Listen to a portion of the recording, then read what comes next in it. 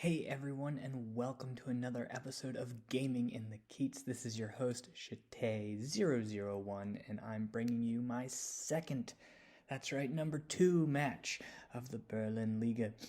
And today I am up against Orcs and Goblins at 4,500 points of the Ninth Age.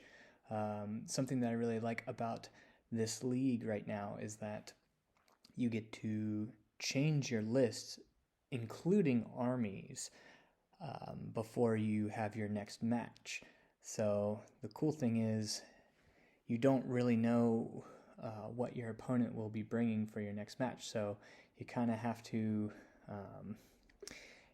maybe do a bit of anticipation in order to prepare, but it's really difficult. So that bit of randomness makes it all the more fun. So that being said, let's dive in to my list coming up. All right, so the list I brought was rather different from the first one, at least in the greater demon aspect. So I'm going with a Vanadra Scourge this time on evocation with Kaleidoscopic Flesh, Living Shield for parry, Brimstone Secretions in case I run up against any sort of divine attacks, and Chitinous Scales to help protect against, say, a Fate's Judgment or Swarm of Insects, or any sort of excessive amounts of Strength 3 shooting. So we have that going on. We have my General Seba. He is the Kaluma's Deceiver. He's the same build this time, though, as my previous list. So he's got that nice AP3, and he's giving his unit poison. Then I added Kaleidoscopic Flesh on my Harbinger of Chaos to make that Succubi unit a -1 to shooting as well, and she's still an adept of evocation because Spectral Blades. And what more can you say? We still have that same unit of Succubi with the Bronze Backbone, still liking that unit a lot. It has, it's just a very,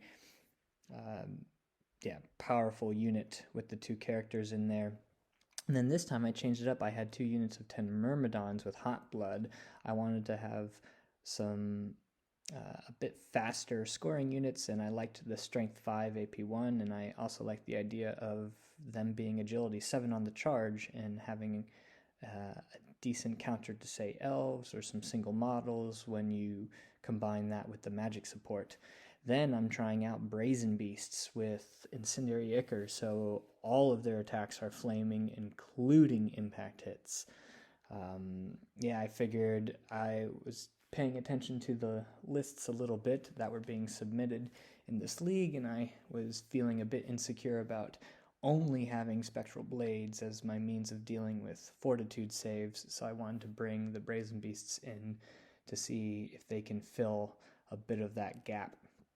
Then we have 2 Blazing Glories with Vanguards, because I wanted to try these models out. I liked the idea of how fast they were with the 6-inch Vanguard and then 16-inch March. So, and then that's a way I can really put a lot of pressure on my opponent, as well as they can kind of become a pseudo chaffing piece that can issue challenges, which is really nice. And I like having them comboed with the Scourge, so if they charge in, they can take the challenge and the Scourge can do all the work on the unit. Then we have, again, with the Veil Serpents, with the Champion, I really like their spell options, and I think it really supports this list very well here.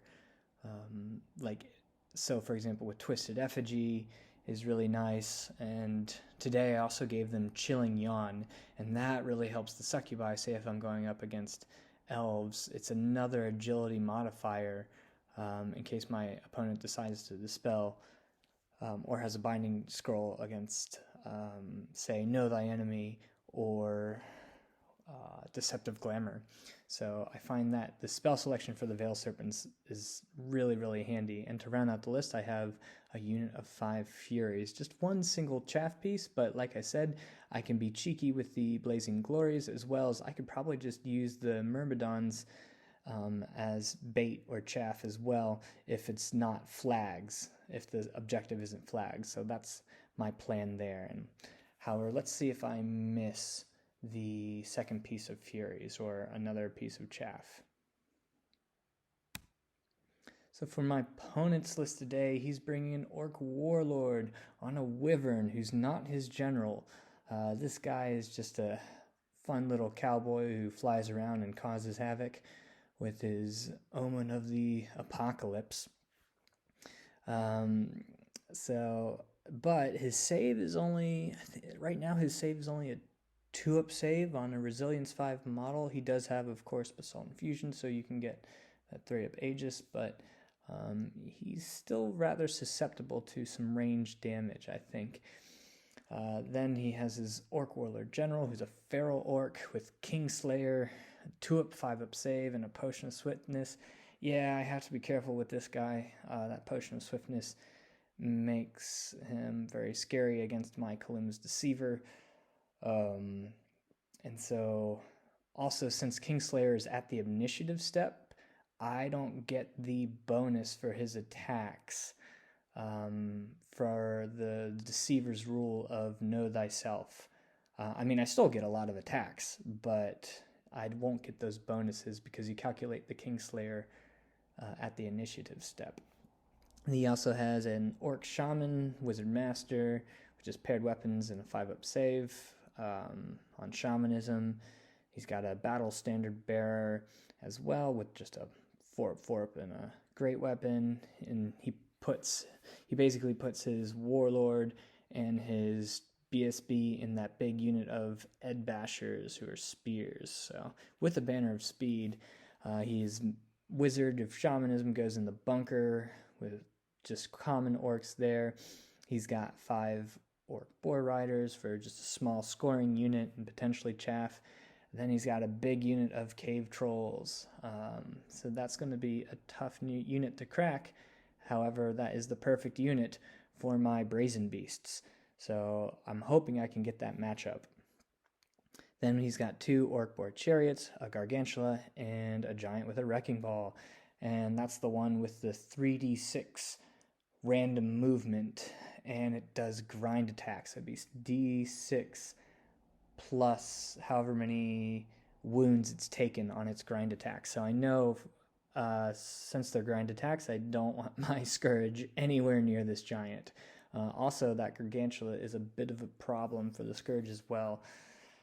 Because the model just has so many attacks. And so I think, I have to be very, very careful. I think the Scourge can ultimately win the grind against the Gargantula, but it does need magic support, and it's still a better trade for my opponent anyway, because at that point I kill the Gargantula, hopefully, and then I just kind of have to hide the Scourge, because I'm sure the Gargantula will do enough wounds where it's not worth putting the Scourge into combats anymore. So I kind of want to avoid these 2 models with the Scourge as much as possible.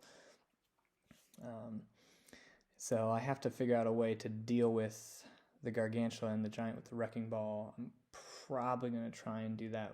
Well, I want the Gargantula up against my Succubi, because I've played that matchup before with all that poison and hatred, and I think the Succubi unit just eat the Gargantula. So that's my thought process there. So deployment, we have Frontline Clash, and we have Spoils of War. So those are 3 objective markers, 1 in the center, and then the other 2 24 inches away apart, I believe, from each other. And then you need to have a scoring unit pick them up, and the player that has the most objective markers with the scoring units by the end of the game wins the secondary. And this is the map we're on. We're on A2. So I'm thinking, as I'm looking at this map, before I go into this matchup, I'm ultimately going to want the side with the hill, because I want to be able to project my threat into the center with that reroll from the hill. My opponent doesn't really have any range damage aside from Swarm of Insects and some bows on the Gargantula. So I think I'm more comfortable with having my stronger units here in the center, trying to control the middle, and then I'm planning on doing the Myrmidons and the Blazing Glories as tag teams, essentially, as they're going to be out on the sides trying to contest or maybe grab uh, the flanking objectives from the center.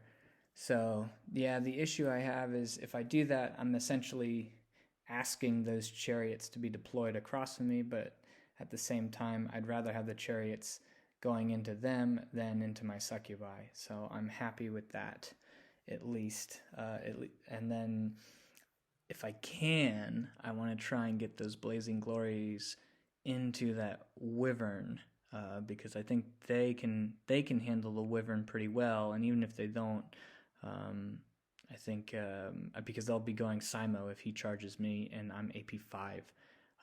So yeah, I'm pretty happy with that matchup. I think that's a good trade for me. So, and then the Scourge is probably going to try and take one of these impassibles and use that to protect itself from a swarm of insects, and then hopefully I can swing around at some point to try and go after that wizard bunker if his wizard bunker is out, not in the center. So that's what I'm thinking. I feel like it's a bit hard to push this list because he has the war cry. I have to respect that, and I can't not. I shouldn't be having all of my units just pushing up so that I'm just giving him easy charges. Because even though I think on a one-on-one matchup, my list outfights him, and I have a bit more range damage with some spell options, I just can't. I can't deal with combo charges with the chariots, with the gargantula, and the giant into my important units. So I have to respect the war cry, but I think I can take the. If I can spread out with the Myrmidons, then I'm forcing my opponent to spread out as well, and so that's he has to allocate resources to deal with those units so he doesn't lose the objective, because otherwise he has to keep a really tight leadership bubble because his feral orc is frenzied and his trolls are stupid. So that bubble I know has to stick together somewhere. So the question is, where does it go? All right, so for spell selection, I've gone on the Scourge's Ancestral Aid. This time I decided to take a Hand of Heaven on Thaumaturgy because I figured the Succubi unit, he's not going to want to engage that immediately, and I think I'm going to have some time to use some magic missiles to pressure either those chariots or the giant, or maybe even the gargantula. The Harbinger takes Whispers of the Veil and Spectral Blades. I like Whispers here too, so I can lower that leadership and force those Frenzy checks or the Stupidity checks to be on a lower leadership. So I think that's, even though he does have a BSB, I still think it's worth it. And of course the -1 resilience as well is helpful for Succubi. Serpents are taking Deceptive Glamour this time, really because I wanted to counteract that Potion of Swiftness and use that Witchcraft attribute, as well as taking the Spear of Infinity. So again, trying to put pressure on those single models. My opponent took Awaken the Beast, Swarm of Insects, Totemic Summon, and Break the Spirit. I was a bit surprised with Totemic Summon because now that it doesn't have a breath weapon, it's kind of, to me in this matchup, more is just acting as chaff or maybe some extra combat resolution. But I think I would have taken Bring the Pain, or at least I was expecting my opponent to take Bring the Pain. So, but let's see if that Totemic Summon makes a difference in this game. All right, so this is the deployment pre-Vanguard. So I won the roll to choose sides, so I did get the side with the hill, and then my opponent dropped his orc unit here, the small unit of cavalry, so I decided to drop a unit of Myrmidons, and as expected, he dropped a chariot, so then I dropped my Blazing Glory, and then he dropped his giant, and then I decided to drop my other unit of Myrmidons on this side, and so he dropped his, well, the Wyvern, of course, goes during the character selection. I think he dropped one more chariot here, and then after I dropped my Blazing Glory, he decided to drop everything else so he could ensure first turn. And so that allowed me really to get the matchups I wanted. So I have a Blazing Glory over here to help deal with that Wyvern. I have my Brazen Beasts here to deal with the Trolls. And I have my Succubi right across from the Gargantula. Yeah, there's a chariot there, but I have Chaff here to get in front of the chariot, and hopefully I can magic missile it off. So if he wants to take the charge with the Gargantula into the Succubi, then I'll happily take that charge. So yeah, from my opponent's left to right, we've got the cavalry, the chariot, the giant with the random movement, Gargantula, chariot, the big unit of Edbashers, trolls, his wizard bunker, and he's also got his general here and his BSB right there in that big unit of Edbashers, and his wyvern. From my left to right, you got Myrmidons, Blazing Glory, the Veil Serpents right here on the hill, the Succubi, and here's my Deceiver, so I can do a Hand of Heaven in this direction. I have my Furies to intercept anything that wants to come into the middle and allow my Brazen Beast to charge, because that is a super charge dependent unit. I have the Scourge right behind the house, so if he wants to come up and try and do Swarm of Insects, I think actually he won't be able to do it from this angle. He wouldn't be able to see the Scourge, so he has to put Swarm somewhere else. And then I have my Myrmidons, and off to the far left outside the screenshot, you have another Blazing Glory. And that's what it looks like from the flank. And we have our 3 objectives here.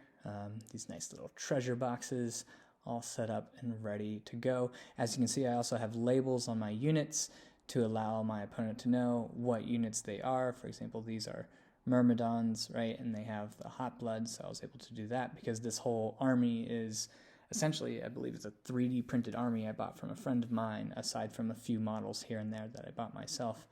And the whole theme is this angelic bird theme, so basically almost every model has wings in the army except for the Kaluma's Deceiver, which I think is rather, and the Harmiger, which I think is rather hilarious in my opinion. So that's how it looks like across the table. All right, Vanguards. I Vanguard my Blazing Glory here. I'm keeping out just outside of 18 of the giant, so he can't random move into it turn 1. And then we have a Blazing Glory right here, and that's also just outside of his charge range from the Wyvern. Or is it? No, I think I'm actually baiting that. No, I think I'm in his charge range. I think I'm giving him a 9 or a 10, but I don't think my opponent wants to take that charge. So really, I'm just threatening. I'm making sure the Wyvern can't get out of my line of sight with the Blazing Glory. And then, of course, the Myrmidons are covering that side, and I angled my Scourge as well, facing this way. I'm wondering if that might have been a mistake. I'm wondering if I should have just angled the Scourge the other direction to threaten more of the center. But I can react with the Scourge, and I'm not sure if it really makes a difference at this point.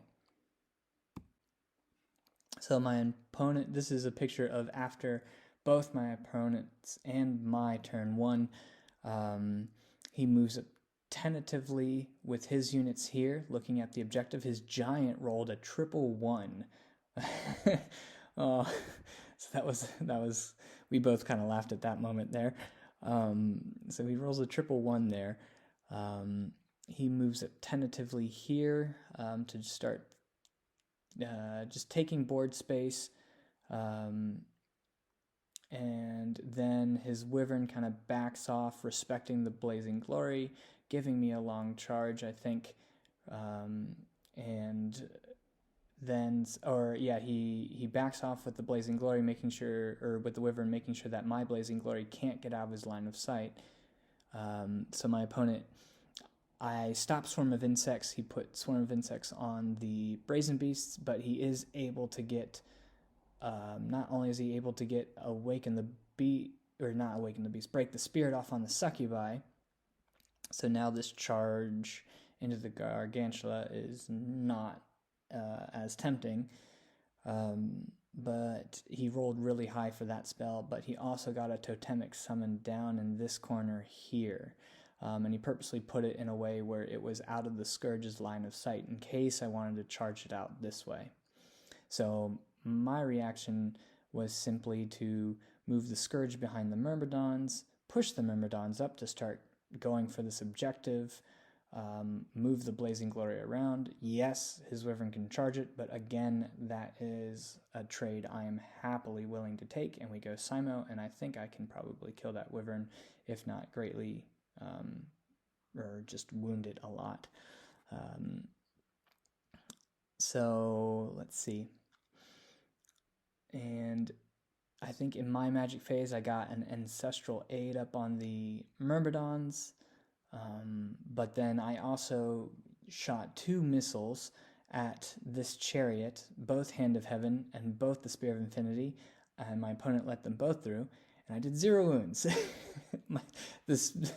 The Hand of Heaven went through. I rolled a Strength 3, I think. No, I rolled a Strength 1, and I rolled 3 hits, and so I didn't roll any 6s there, and then that made the Spear of Infinity Strength 6, and I rolled a 2 to hit the chariot, so, crap. That didn't go to plan. But here, as you can see, I moved the Myrmidons up, and this is giving his chariot and, yeah, basically his a chariot a 9 into the Myrmidons, and I think these Boar Boys have either an 8, probably an 8, because this corner is a bit closer, and that's without the War Cry. All right, so some charges are made here. This is Orcs and Goblins turn 2. He decides to go for it with the chariot. I'm hoping that he doesn't roll high on the impact hits, and the Blazing Glory, by the way, is facing out this way towards the Myrmidons, so if the chariot sticks there, then I can finish it off and then hopefully overrun off the board, and that forces his giant to come this way and deal with the Myrmidons in some way. Or if, depending on what happens, maybe the Myrmidons might kill the chariot. We'll have to see. So his giant comes all the way and hits the impassable, so he now has an option to swing into the middle or swing to the side. His Orc Boar Boys back off. He takes the charge with his Gargantula into the Succubi unit, so I'm just like, yes, thank you. Yes, please send the spider into my Succubi unit. I think I did maneuver them into a way that I don't think he could get out of, because his base is so big, he couldn't get out of their line of sight with the Gargantula. So instead, I think he just wanted to see how the Gargantula would do. I think this was personally a mistake by my opponent, because I think he underestimated how good this unit is in terms of dealing with big monsters like that with low armor. But we'll see what happens there. In other news, his chariot charges into my chaff, because my goal here with my chaff was to just prevent him from jumping onto the objective turn 2, excuse me. So he charges here, and he doesn't have any sort of overrun into my Succubi unit. And then he backs up a bit. He angles more towards my right side, and he backs up a little bit, giving me, I think, an 11 or a 12 with my Brazen Beasts onto the Trolls. So my opponent then does a maneuver where he flies his Wyvern out of line of sight of my Blazing Glory, because my Blazing Glory is facing the Myrmidons and his bunker unit. And he does it in a way where I can't physically declare this charge with the Myrmidons. I think the reasoning was if I come forward and then pivot and clip his corner, he would be off the board. He'd have to close the door to me, and so that was an impossible charge. And then on the other side, if the Scourge charged the Wyvern, it puts his base outside of the border as well. So both the Scourge and the Myrmidons do not have a viable charge on the Wyvern, so that was well played by my opponent. And then his Totemic Summon just randomly moves up over here, and you can see Ancestral Aid here. And then in my opponent's Magic phase, I stop break the Spirit this time on the Succubi.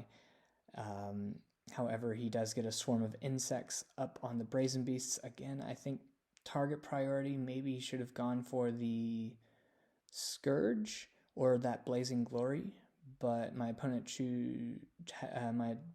decided to choose the Brazen Beasts, and so he only did 1 wound to the Brazen Beasts. So I got off a bit lucky there. And yeah, so the Chariot rolled a 6 on its impact hits, and I'm like, no, crap.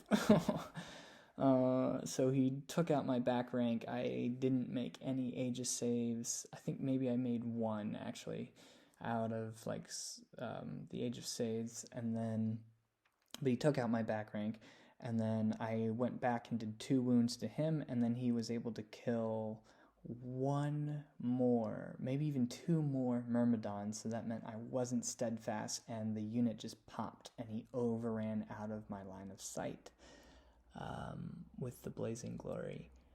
So the Blazing Glory can no longer see that Myrmidon unit, or no longer see the Chariot, so that was a bit of a surprise, but maybe in hindsight, that's more likely. Maybe that was more likely to happen. But now that dealt with a scoring unit over here, so now I have to think about how to deal with the Giant, the Chariot, and the Boars, all with this Blazing Glory at the moment. So there you have that. He gets rid of the chaff here with his Chariot. And as you expected, the Succubi combined with the Deceiver, I ended up making way with the Deceiver, and the combined weight of all of that poison just took out the Gargantula before it could even swing. I think I made a bit of a mistake here with the Deceiver. I think I actually should have made way to this side, because what this does, it puts my Brazen Beasts in a comfortable bubble, leadership bubble, in case I need to make any sort of redirecting on charges in future turns. So I think that was a bit of a micro mistake on my part, but I'm happy because now that spider's gone. So yes. All right, so my turn 2. I don't declare any charges. And actually, that's not true. Excuse me. I do declare 1 charge, and that is into his not Feral Orcs, the Ed Bashers with the Feral Orc in there. So I first charged the Succubi into his Chariot, and he obviously fled. And so then I redirected into this unit, and they needed an 11, but I figured 11 on Swift Stride on the hill, I'm happy to go for it at this rate. And then if I go too far, fail the charge and go too far, then I'll focus on getting Deceptive Glamour up on this unit, and focusing my buffs onto this unit. So I rolled it, and I failed it on a 10, and I re-rolled it, and then I rolled triple 1. So that was pretty funny. So again, my opponent and I had a nice little chuckle about that. So I don't even go far enough to get my center off of the hill. So if anything, it still worked out for me, because that makes this charge a really long charge for him. I think he needs now an 11 with the War Cry. The Giant needs a 13 to get here, and yeah, so I'm taking my chances with that Giant. But hey, Failed the charge there. I angle the Veil Serpents to counter the giant in case the giant does come into the flank, because I figured, why not? And also to try and Spear of Infinity this chariot, because the chariot now has 2 wounds on it. With 1 Spear of Infinity, I hopefully can kill it. And then the Blazing Glory backs up. I don't want to go into the giant. I figured I'm not going to put the Blazing Glory in front of the scoring unit yet, because I still have time, and I don't want that giant to just come and pick up those points. Because this giant is a great answer to the Blazing Glories as well as the Scourge, in my opinion.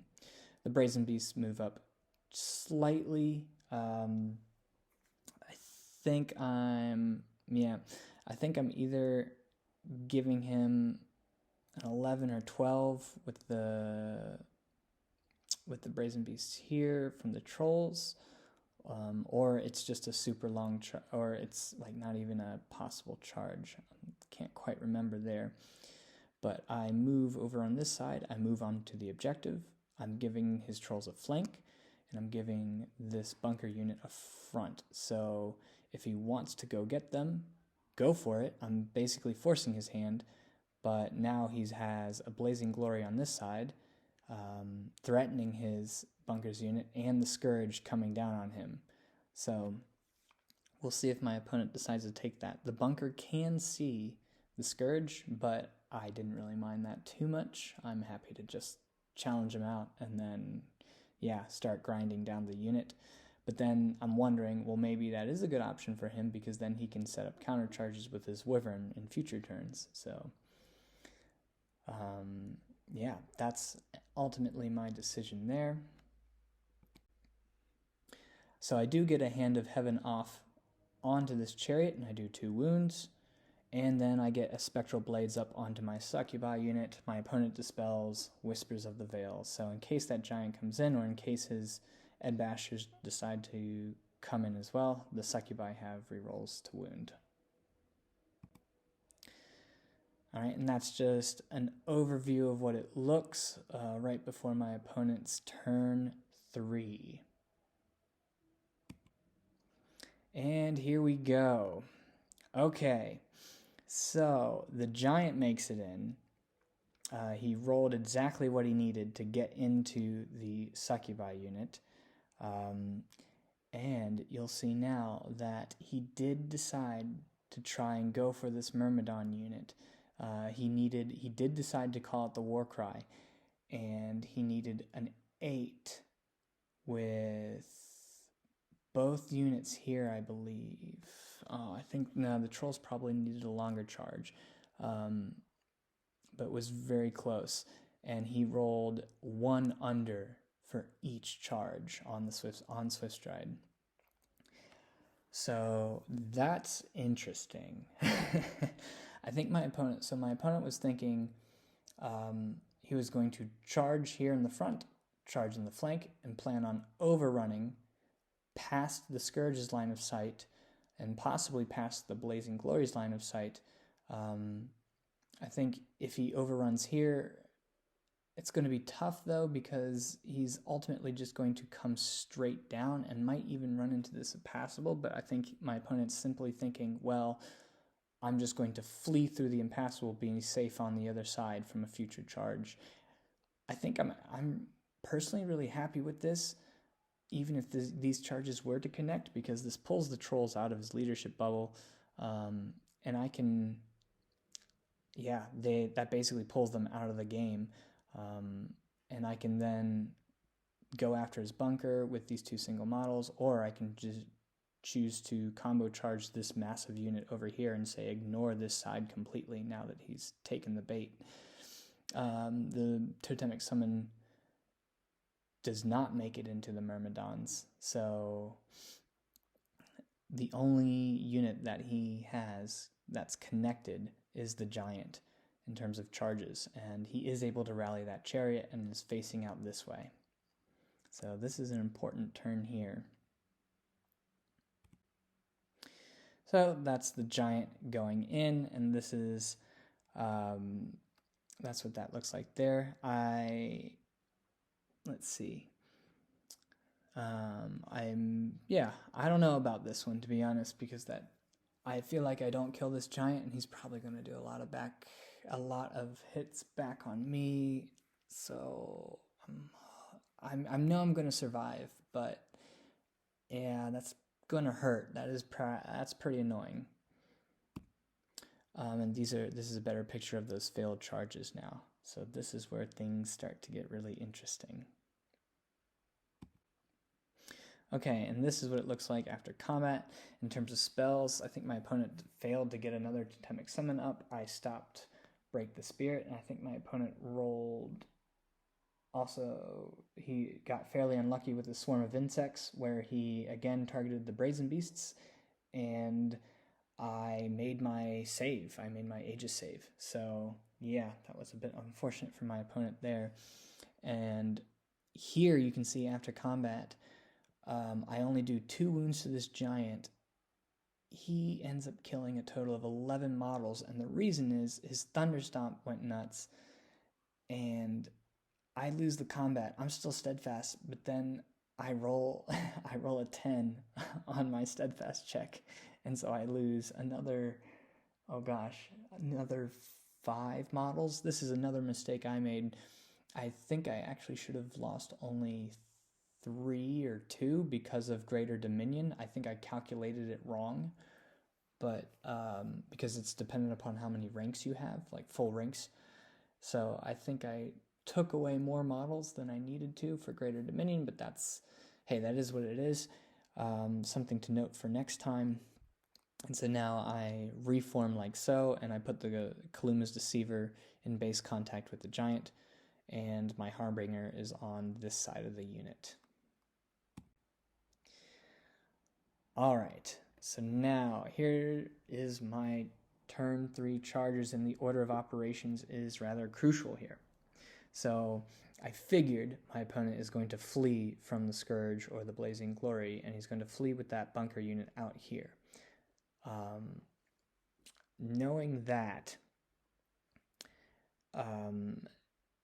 that becomes really interesting because that puts his unit out into the middle, and then I can charge them with the Brazen Beasts. However, my opponent and I had a discussion before I declared this charge, just to double check. We measured it to double check to see if I charged with the Brazen Beasts with that unit, they would be pushed off the board. And as it turns out, it was just enough so that they would jump through the Ed Bashers, jump through the chariot, and the unit was large enough where that just put them off the board. And so I ultimately decided to charge that unit off the board to get their points and take away my opponent's magic.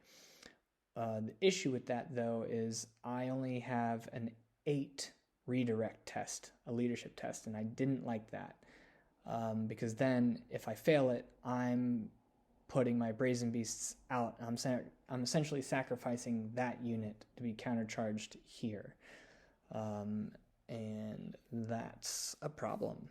I'm giving up that unit, and it allows my opponent to then reform into my depleted Succubi unit, to face my depleted Succubi unit, and so I then have to do an emergency pullover with, the 2 single models here to try and save that situation. So I charged with the Blazing Glory first, he fled, and then I charged with the Brazen Beasts. That pushed his bunker unit off the board, and then I decided to combo charge with the Scourge into his trolls with the Brazen Beasts, and I made my leadership check. That was massive. So the Brazen Beasts, I think, needed a 6 to get in, but the Scourge needed a 10. But I'm seeing a good opportunity here to see if I can get into the flank. If both units can get in, I can get into the flank of his spear unit, hold them in place, and probably do a lot of damage to them so they can't get the objective, and then finally countercharge with the Succubi in a later turn, if they deal with that giant. And there you have it. The Scourge rolled an 11. Oh, and my Brazen Beasts make it in. My opponent did actually get Awaken the Beasts up on these trolls the previous turn, but at this rate, I know exactly, well, yeah, I'm pretty sure I'm going to be putting my magic into this unit here to try and counter that, the Awaken the Beasts. So this is looking pretty good. This is the exact matchup I wanted. And my serpents charge the giant in the flank because I'm just hoping to kill it before it gets to do its attacks. As well as my Blazing Glory, I decided to charge his chariot that had 2 wounds on it. I just wanted to deal with that. I still have time to go after that scoring unit, so I'm happy with this. I'm hoping that the Succubi can kill the giant. I really am. So that they can turn around and grab this objective in a later turn and not lose too many more. But yeah, I'm happy with that.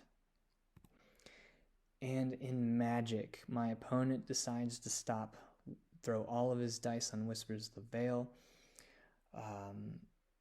And I had a big phase, and so I was with 2 dice on each. I was able to do Spectral Blades. I didn't need the Lethal Strike, so I did the small Spectral Blades, and I got Ancestral Aid up on the Brazen Beast. So now that unit is nasty, even nastier than before when they charge. And in close combat, yes, I do deal with the giant. We did have a question about how the rule interaction works with the Kaluma's Deceiver and the giant's d6 plus however many wounds it has on it. I think I just decided to take the 2 wounds. So we said that the Kaluma didn't get the d6 aspect of it, so it meant my Kaluma only had 3 attacks. After sending that rule to the Berlin Liga chat, someone pointed out that I could have just chosen the giant's profile of 5 attacks. So for future references, I'm going to do that. But the combined weight of poison and the Kaluma ended up taking out the giant to the wound, thankfully. Oh my goodness. Now, that meant that the Veil Serpents didn't get the strike, so they could have probably done it had I not done it with the Succubi unit, but yes, I'm happy about that. And as you can see, the Blazing Glory mops up the chariot and turns to face his scoring unit here. Oh, and something to note is the way that I'd angled my Blazing Glory the previous turn, my opponent was able to use the movement from the War Cry and move in a way where they were just out of the line of sight of the Blazing Glory, and so now they're right on top of that objective, ready to pick it up. Okay, and as you can see, the impact hits, the weight of attacks from the Brazen Beasts, they just went absolutely nuts. In fact, I rolled on my impact hits on all 8. They rolled all wound rolls, so I got massively lucky there. And those are flaming attacks, and so they just went straight through that Fortitude save. My opponent, I think, only saved 1, and with all the combined rerolls to hit and battle focus, this unit just absolutely decimated the troll unit to the point where the Scourge didn't really even need to be in the combat. I did kill the troll unit to basically 1 troll. They did nothing in return, and that meant it was an auto break. I pursued with both. I caught the unit and was able to make both overruns into the flank of the spears. It does mean his chariot can charge the Scourge. However, this is looking really good for me. And on my opponent's turn, he decides to charge his Wyvern into the Myrmidons to push me off the objective, and his Totemic Summon in there. And then, yes, as you can see, his chariot does charge my Scourge. And that's what it looks like after combat. He does do 3 runes with the chariot onto my Scourge, but my Scourge swings back and just kills it outright. The Brazen Beasts go absolutely nuts again with Spectral Blades, again with Ancestral Aid, and just just kill a massive amount of bodies. It was insane. And I was rolling really well in my battle focuses too. Oof.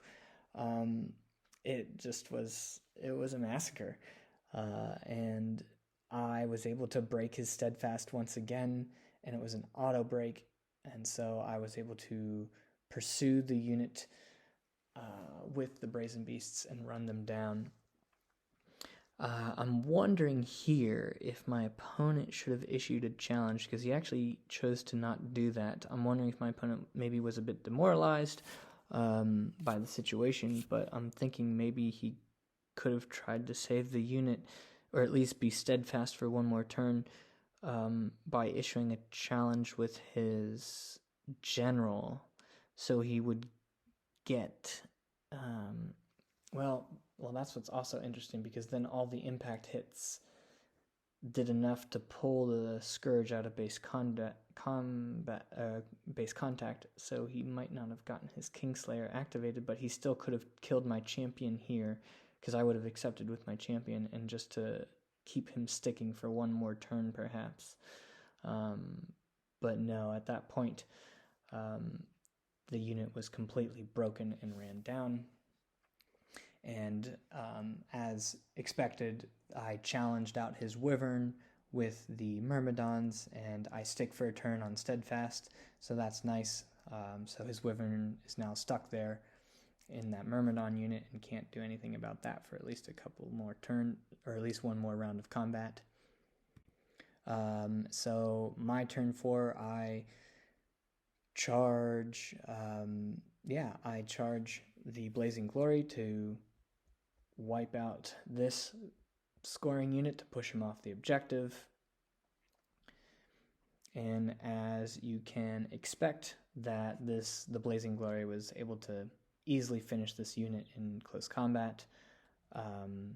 And at that point, we call the game. My opponent and I had a gentleman's agreement that he would have gotten my Myrmidon unit with the Orc Wyvern, and then I would have gotten on to the objective with my Succubi in the middle, so I would have won the objective on turns 5 and 6, and his Orc Wyvern wouldn't really be able to do much after that. So we both agreed that we'd just call it and calculate the points from there. And it ends up being a 20-0 victory to the Daemon Legions. My opponent got both my units of Myrmidons and the Furies, and I basically was able to get all of my opponent's units aside from that Warlord on the Wyvern. So it was a 17-3 without the objective, and then I took the objective. And so, wow, that was a massive win. So I'm certainly happy about that for sure. Again, thanks to my opponent for sticking it out.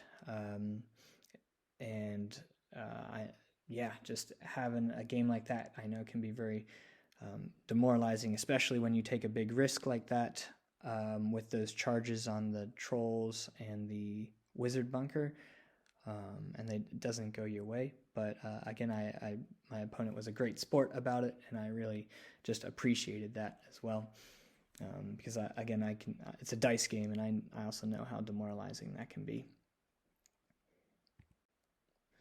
And yeah, my afterthoughts on the match. So for me, it was really important that I ensured the correct matchup in order to get the favorable combats I wanted, and I felt like I had achieved that, and I also felt like I had followed through with my overall game plan, and that's a personal problem that I tend to have sometimes, is I have a game plan, and then when things are actually deployed, I tend to second guess myself and to and just question scenarios one more time. And so this was a nice, I was happy to just stick with what I originally intended to do and follow through with it. sometimes I do think it's important to react to what's happening on the battlefield. That's also a very important element of this game, but there's there you have to strike that balance between when do you have to react and change your plan versus when do you just need to stick with it and follow through with what you originally intended to do. I liked how I was able to capitalize on my opponent's failed charges on those opportunities. I was happy that I made a decision to double check with my opponent and whether or not that unit would have been pushed off the board. Again, that's something that is important to clear up. I think before you make any decision, it's just engaging in that discussion with your opponent, I think, is really important. The magic support was super key as well with the Brazen Beasts. Had they didn't have that support, I don't think they would have nearly done as well in that troll matchup. So that was super critical. So I'm happy about the magic setup here in this list. I definitely underestimated that chariot charge with the Myrmidons. I'm wondering if I could have stuck that had my opponent rolled low on the impact hits, but that unit just popped. So I think that was again a mistake on my part as well, and the placement of my general in the succubi unit was also something to be conscious of in future games, because even though I made my discipline check for the Brazen Beasts to redirect their charge, that would have been massive had they wouldn't been able to do that, and I'm just leaving them out there to get eaten by the trolls and the Ed Bashers. So I need to be a bit more conscious of that when I'm deploying those units together, and because you're moving the Deceiver over to benefit from those attacks, but it's important to keep in mind where you put it in the unit. I'm still debating if I needed one more chaff piece. I certainly would have liked it. In this game, it wasn't as necessary, but I still think it's an important component to have one more dedicated chaff piece in this list, because the Brazen Beasts are so charge dependent. Because so I'm still debating on this. And then this is my first time using Brazen Beasts, and they absolutely went nuts. So I'm very, very happy with that unit's performance. All right, so that is the battle report for today. I appreciate you making it to this point. Thanks for watching, everyone. And Game 3 hopefully will be coming out in the next couple of weeks. Please make sure to like and subscribe if you haven't already, and I'll catch you in the next one. Ciao, ciao for now, y'all.